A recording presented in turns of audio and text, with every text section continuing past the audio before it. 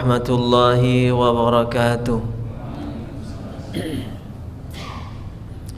Alhamdulillahi rabbil alamin. Allahumma salli wa sallim wa barik ala nabiyyina Muhammadin wa ala alihi wa ashabihi wa azwajihi wa dhurriyyatihi wa man tabi'ahum bil ihsan ila yaumiddin. Jemaah sekalian, bapak-bapak yang dicintai dan dimuliakan Allah Subhanahu wa taala. Alhamdulillah, pada sore hari ini kita diizinkan oleh Allah SWT untuk duduk di salah satu taman surganya Allah Subhanahu wa ta'ala. Kalau kita membiasakan duduk di taman surga, berarti kita sedang latihan menjadi penghuni surganya Allah Subhanahu wa ta'ala. Mudah-mudahan semua yang hadir di sini dicatat dan masuk ke dalam surganya Allah SWT tanpa hisab. Jemaah rahimakumullah, Allah Subhanahu wa ta'ala memberi kita rezeki hadiah yang sangat besar sekali, hadiah yang tidak lagi ternilai harganya, hadiah yang sangat besar manfaatnya untuk kita. Hadiah apa? Yaitu sholat. Sholat.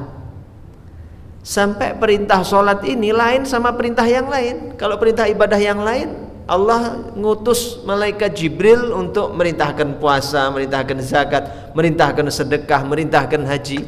Itu lewat perantara malaikat Jibril. Tapi khusus sholat itu lain, Pak.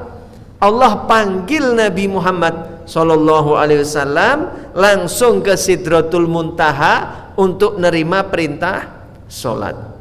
Kenapa? Saking pentingnya sholat. Sebab apa? Sholat itu pertama, wasilah, jalan, senjata buat kita menyelesaikan segala persoalan. Sebagaimana dikatakan di dalam Al-Quran, a'udzubillahi minasyaitonirrajim, wasta'inu bis-sabri was-salah wa innaha lakabiratun illa 'alal khashi'in. Di ayat yang lain, ya ayyuhalladzina amanu ista'inu bis-sabri was-salah innallaha ma'as sabirin. Wahai orang yang beriman, jika engkau ditimpa masalah, jika engkau banyak menerima satu musibah, tertimpa musibah, banyak masalah yang harus diselesaikan, baik masalah ekonomi, rumah tangga, penyakit, apapun, entah itu masalah anak, keluarga, wasta'inu bis-sabri was-salah, minta tolong itu senjatanya dua, sabar dan sholat. Bukan kira-kira bank mana yang bisa nerima saya pengajuan biar cair. Larinya itu bukan ke bank, larinya itu kalau punya masalah dua, bersabar dan sholat. Masa nggak percaya sama Allah sih? Kita tiap hari nyembah Allah, tapi Allah ngomong begitu kita nggak percaya sama Allah. Lucu kita ini. Sabar dengan apa yang menimpa kita, baik tidak mengeluh caranya, tidak ngeluh, tidak banyak protes ke Allah, nerima, ridho, wassalah, dan benerin sholat. Maka kalau sholatnya benar, pasti akan datang pertolongan Allah kepada kita.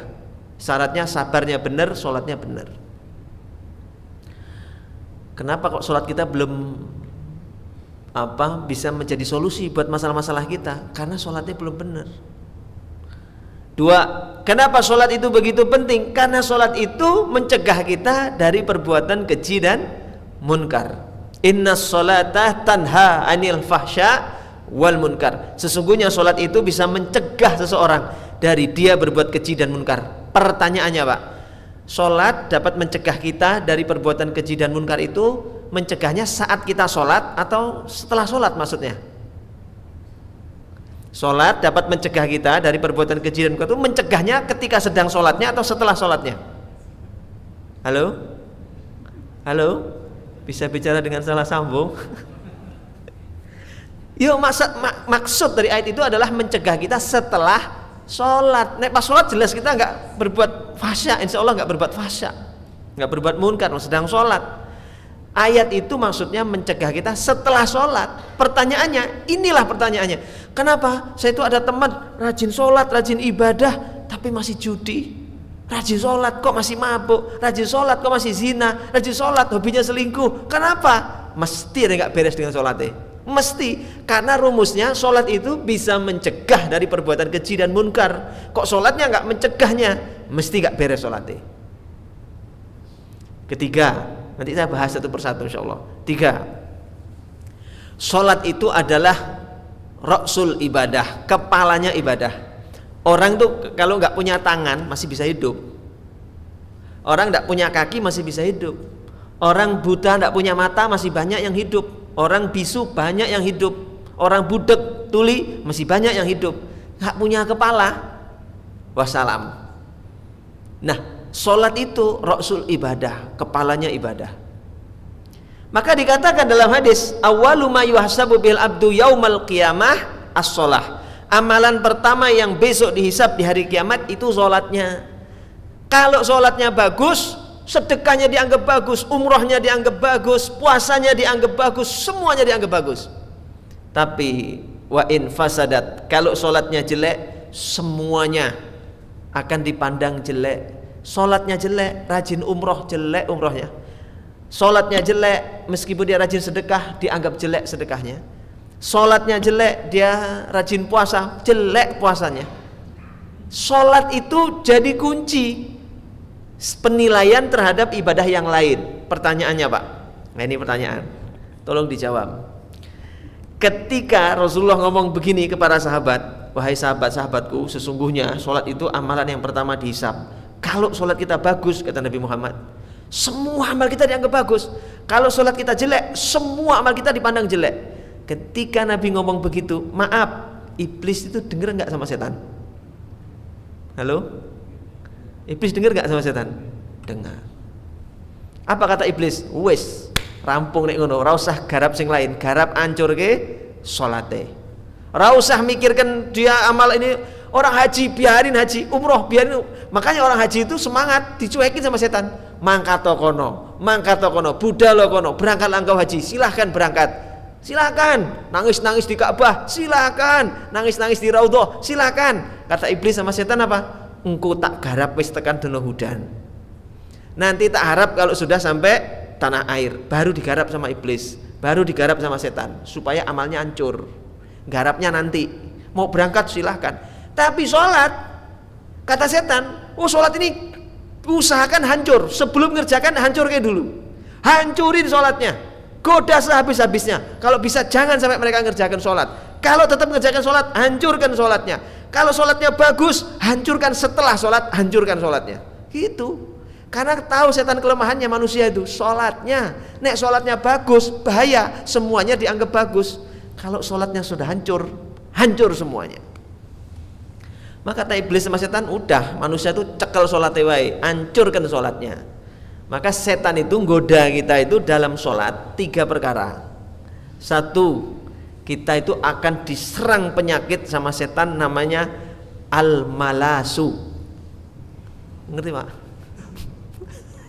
Males, al-malasu, malas, al-kaslu kalau bahasa Arabnya.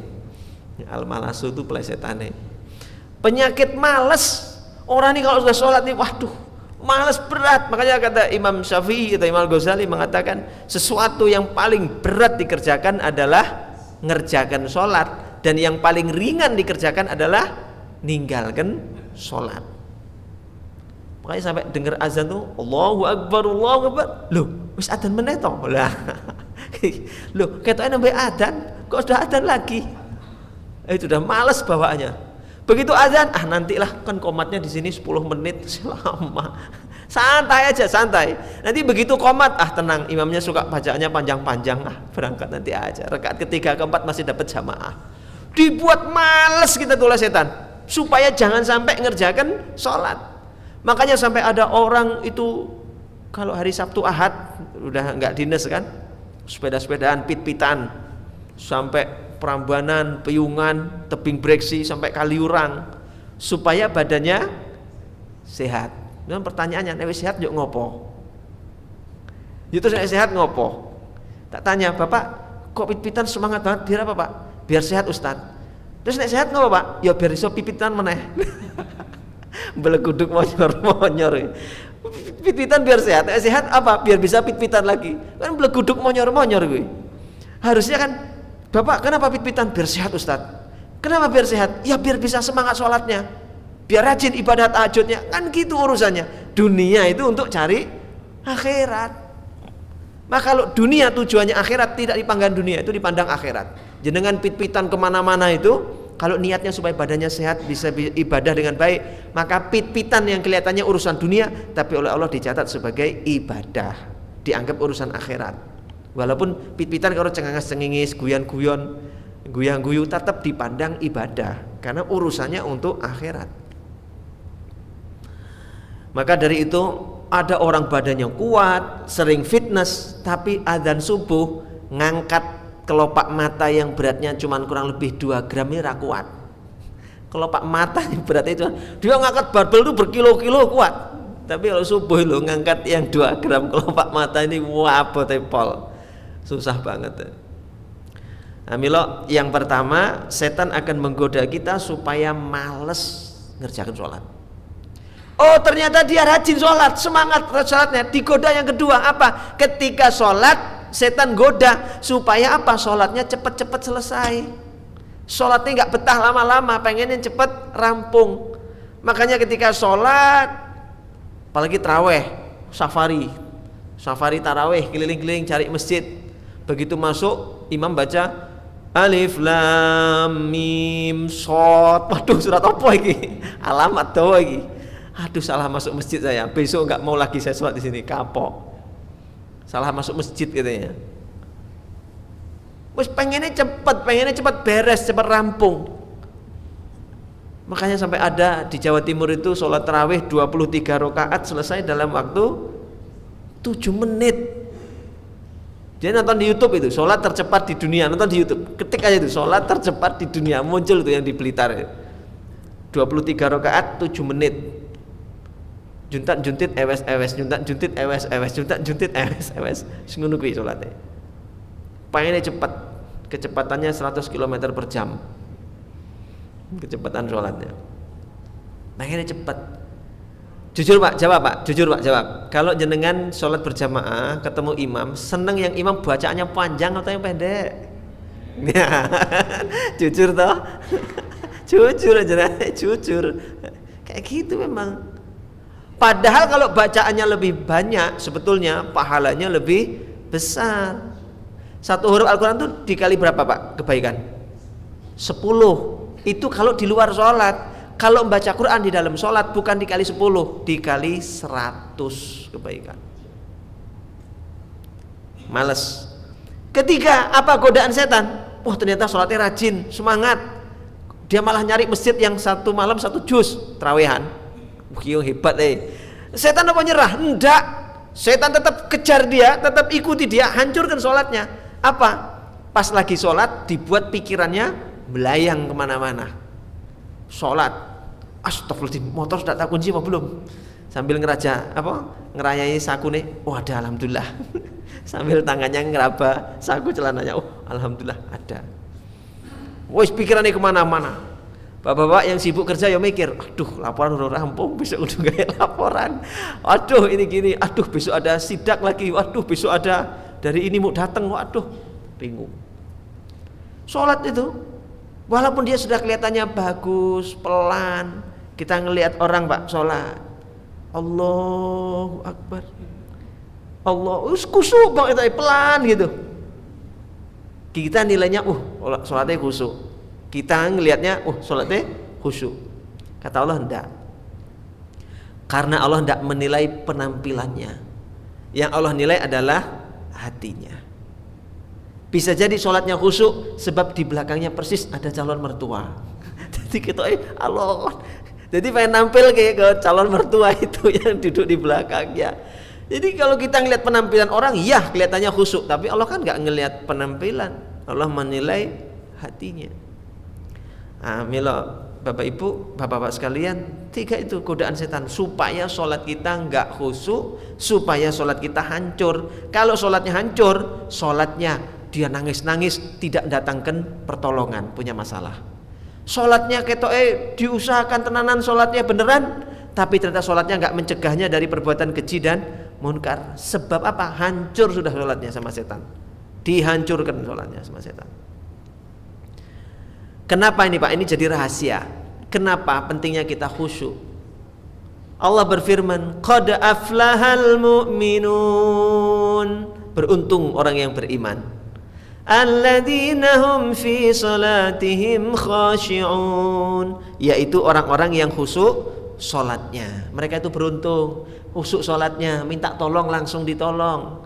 Orang beruntung orang beriman karena khusyuk salatnya. Dengan khusyuk salatnya selamat dari perbuatan keji dan munkar. Beruntung orang beriman, sholatnya khusyuk, benar sholatnya. Sehingga apa? Sehingga ibadah-ibadah yang lain dipandang baik semua oleh Allah SWT. Semuanya bermula dari khusyuknya sholat, benernya sholat. Itu mulanya semuanya bermula. Makanya ini jadi rahasia. Nabi sering banget hadisnya begini. Pertama, kata Rasulullah, sholat la sholata bihadrati to'am. Tidak boleh ngerjakan sholat. Jangan kau kerjakan sholat bihadrati to'am, kalau makanan sudah disuguhkan. Makanan sudah disuguhkan, makan siang sudah disuguhkan, adzan, milih sholat atau makan? Makan, kata Nabi, jangan sholat. Supaya apa? Supaya sholatnya khusyuk. Ini urusan makan, makan dulu biar sholatnya khusyuk. Bukan malah gini, oh maaf, ini ayo Pak, kita sholat dulu aja, mumpung sudah adzan, mumpung belum ada yang nyentuh makanan, ayo kita sholat dulu aja. Masa Allah dikalahkan sama urusan perut? Malu. Masa Allah dikalahkan sama perut? Allah dulu, pokoknya Allah nomor satu. Makanan nomor sekian, perut nomor sekian, Allah nomor satu. Kayaknya bener omongannya, ini sing salah, ini yang begini ngomong salah, ini omongan salah ini. Dia tetap ngeyel, berangkat ke masjid, sampai ke masjid kok sepi. Muazinnya mana? Muazinnya keluar ikut makan. Imamnya mana? Ikut makan juga. Akhirnya dia sholat sendirian. Itu pun sholatnya gak khusyuk. Aduh, ini kalau ayamnya habis gimana? Aku gak kebagian. Kalau telurnya habis gimana ini? Stres dia hanya. Makanya kata Nabi itu, khusyuk ini penting. Jangan makan kalau sudah disuguhkan makanan, jangan sholat. Jangan sholat, makan lo dulu. Jangan ngerjakan sholat, tunda sholatnya. Makan dulu kalau sudah disuguhkan. Kalau sudah lapar, makan dulu. Nanti habis makan bareng-bareng, baru sholat bareng-bareng. Sunnahnya dapat, sholat berjamaahnya juga dapat. Dua, contoh lagi. Nabi kan melarang Pak, kita sholat sambil jalan ke masjid sambil lari. Perintah Nabi apa? Berwudulah yang sempurna dari rumah, berjalanlah ke masjid dengan tenang. Itu hadisnya begitu. Berjalanlah dengan tenang.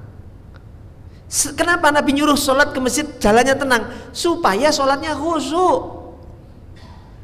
Coba kita lihat sering kan, kita lagi sholat di kampung kita, misalnya di masjid kampung kita lagi sholat, anak imam sudah mulai, orang yang terlambat lari gedebuk di belakang suaranya, gedebuk. Orang pada lari-lari, akhirnya sholatnya ngos-ngosan.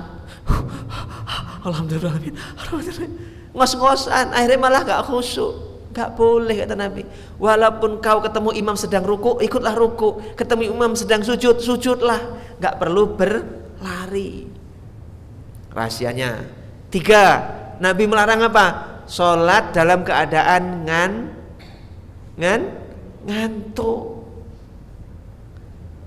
Supaya apa? Ngerti, sadar yang dibaca itu apa, khusyuk sholatnya.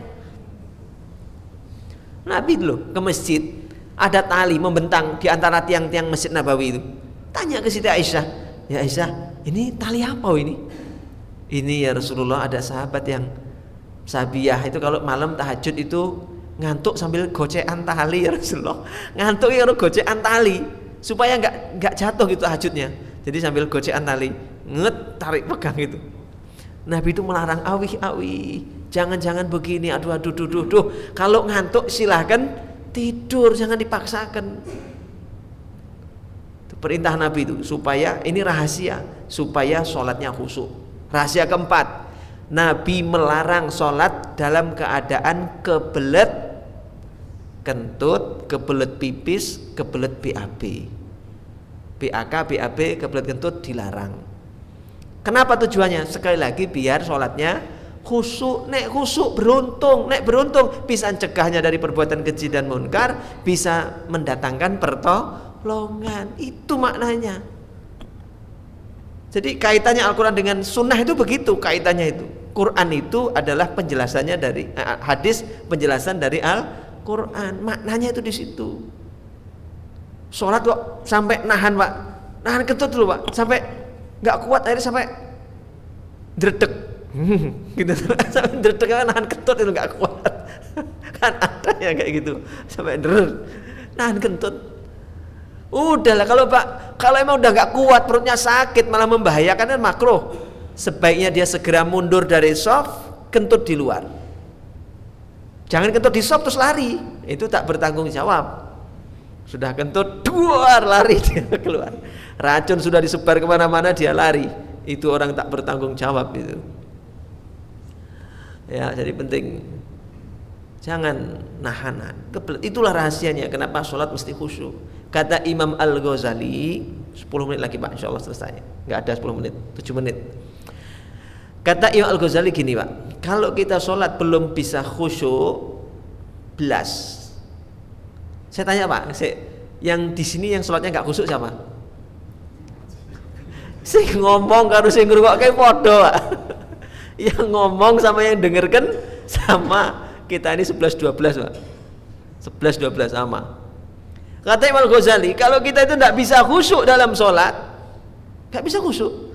Paling tidak di 3 tempat ini harus khusyuk. Jangan nggak khusyuk di 3 tempat ini.